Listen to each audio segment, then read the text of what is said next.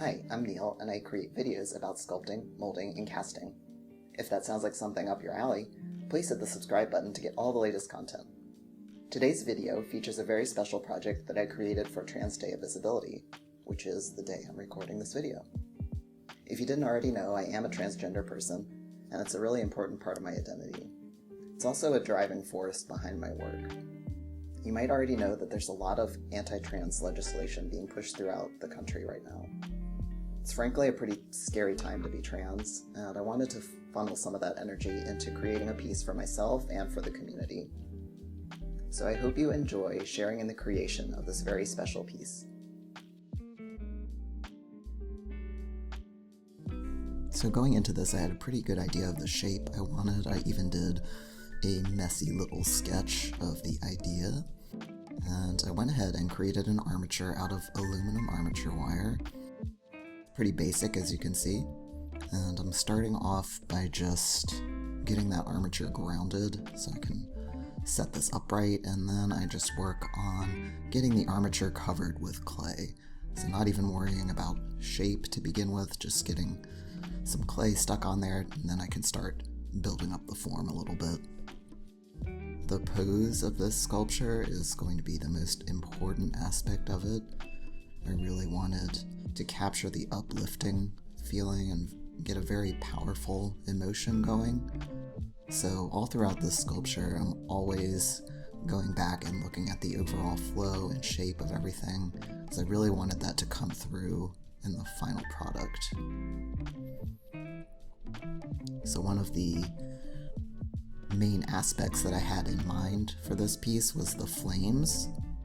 I wanted it to be both the base of the sculpture that was structurally holding everything up, but I wanted it to look natural, like the phoenix was rising from those flames. Right from the beginning, I'm really trying to get that motion in there of the flames and look like the phoenix is rising out of them. And before I went any further, I wanted to make sure I had the wing structure in place. So I just removed a little bit of the clay and tied some wire on, bending them into shape for the wings, and then placed some wire mesh off camera. And then I'm just working to cover that wire mesh with some clay, making sure that crisscross texture gets covered up. Since this is going to be molded and cast, I don't have to worry too much about the structural integrity of everything. Just got to make sure it holds its shape enough. So skipped ahead here and had some more clay buildup and smoothing.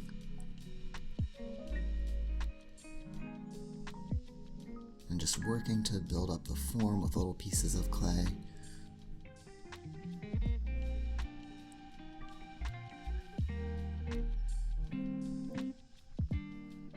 I ended up keeping this a rather simplistic sculpture as far as texture goes.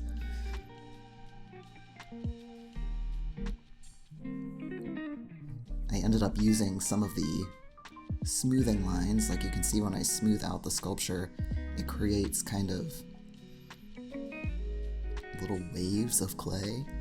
Not sure how else to word that, but I worked with that, so sometimes I would smooth it out and just see a perfect little shape to add like definition to the flames. So here I'm just adding in pieces of clay that kind of accentuate the texture that I already inadvertently created. Slowly defining all the different shapes. You see I added in some eyes as well with my steel ball bearings.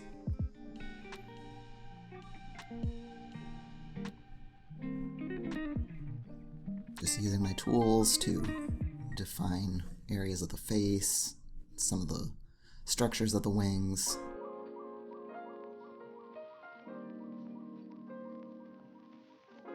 Jumping ahead a little bit there, I actually, when I was editing this, thought I lost a bunch of footage, but I forgot that I completed half of it, and then I'm going to demonstrate how I did that on the other side. So you see I added in some crest feathers. The crest feathers tie into the base of the sculpture, so I've got that same shape going on the base as I do on top of the head. That really helps flow of motion.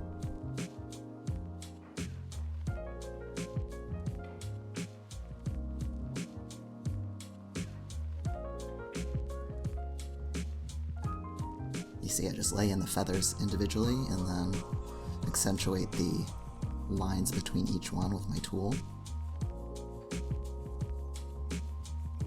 Did a lot of smoothing on this piece that I did not show.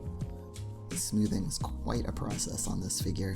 When you don't have texture, you really have to make sure those surfaces are nice and clean looking, or you'll see all the lumpiness of the clay. Adding in that second layer of feathers, overlapping the first.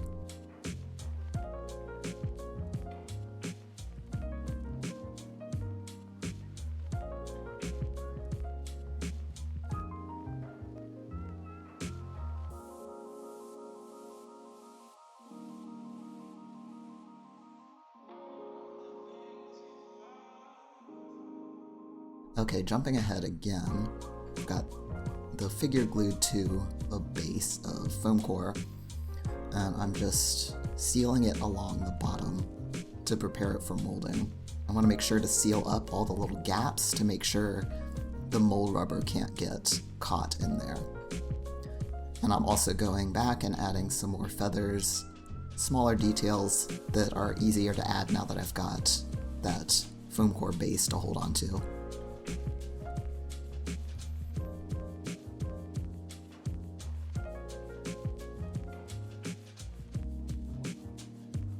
So here I'm adding in the final level of detail, and what's great about this clay is it's a little bit harder and it's able to be sanded.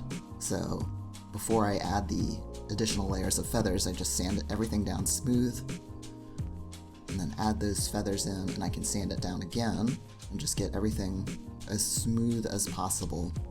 So even though I'm going to be taking a cast from this and smoothing that down, I want to make sure everything is as smooth as I can get it to make it easier in that next step.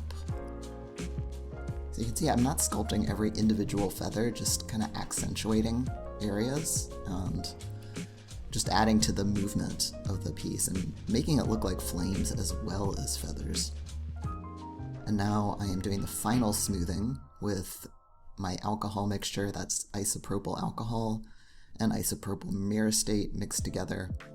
Kind of removes fingerprints and overall roughness of the clay. But it's still important to smooth beforehand. This isn't going to remove lumpiness.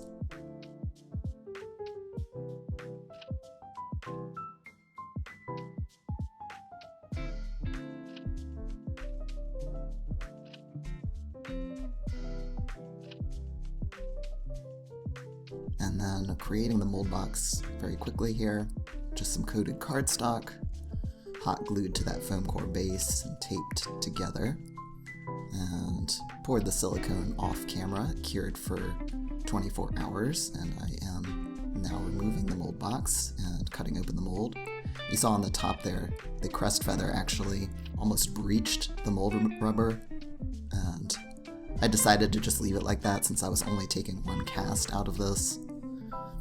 But if this had been the final mold, I would have topped it off with a little bit more silicone. Anyways, we're opening the mold here with the X-Acto blade and my surgical spreaders that helps hold the silicone open so I can cut the other hand.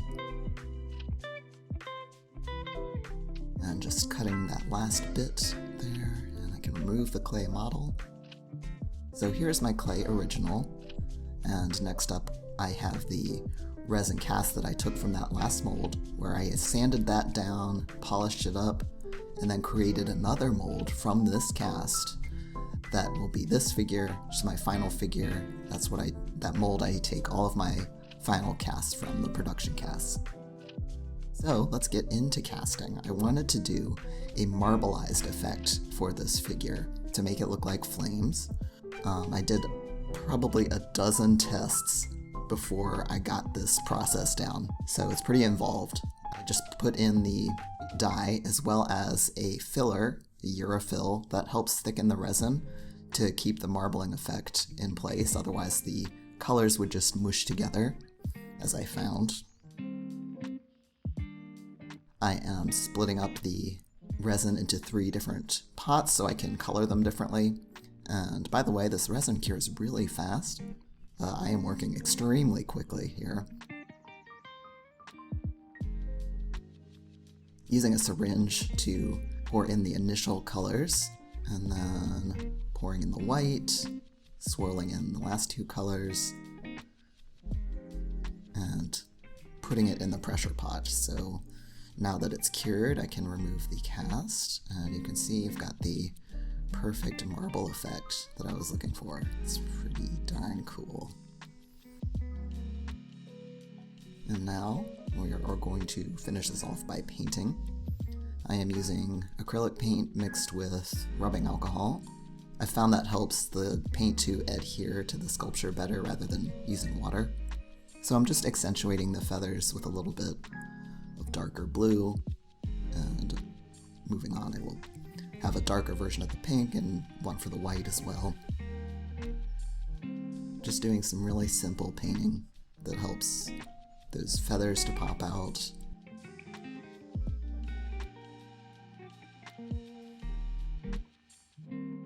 Just to find those shadows between the shapes. Again, everything to just accentuate that movement. And painting white is very difficult. You don't want to use too much. If you make it too dark, it will end up looking dirty, but you need to have something there. You can't see the details at all. I even had a hard time seeing some of the details as I was painting it.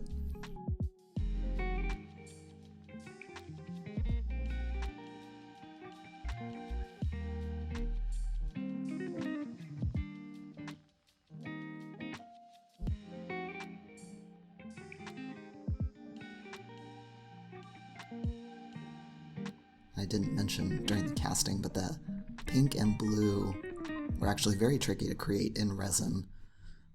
The dyes that I use are so strong that it becomes oversaturated very easily, so I ended up making my own dyes where I mixed white, the opaque white dye, with some red and blue so I could get some more consistent casting.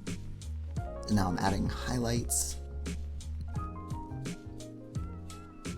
Again, just accentuating those feathers, painting in some extra ones, just little tiny baby feathers.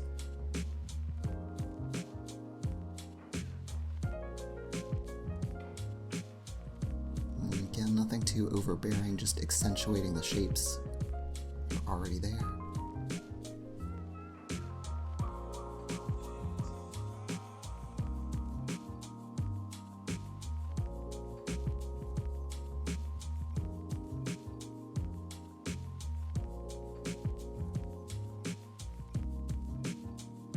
Painting in a little pink for the beak, that really brought it to life for me.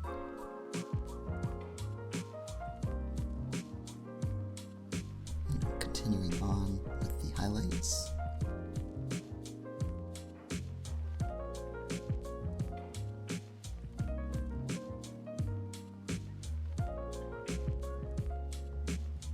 Highlighting the white was going to be the trickiest part, but I was glad that using just almost a pure white ended up working. I was worried it wasn't going to show up, but fortunately the resin was off-white just enough that I could use the white paint as a highlight.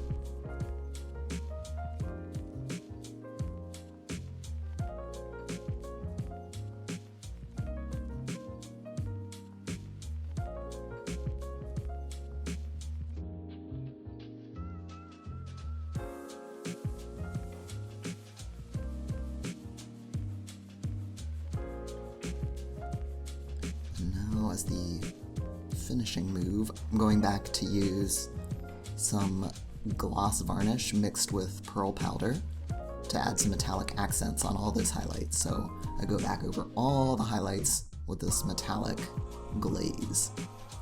And that adds a nice little shimmer to everything. I had hoped originally that I could just use the metallic accent without the paint, but it just didn't show up well enough, so double highlights it was. But look how nicely it turned out. And here is that finished piece. So yes, it is quite a process to create something like this from start to finish. This is an extremely condensed version of the process, but I do hope you enjoyed this video and got something out of it. If you did, I sure would appreciate a thumbs up, a comment, a share, whatever you can do to help the channel. Thanks so much for watching, and I'll see you in the next video.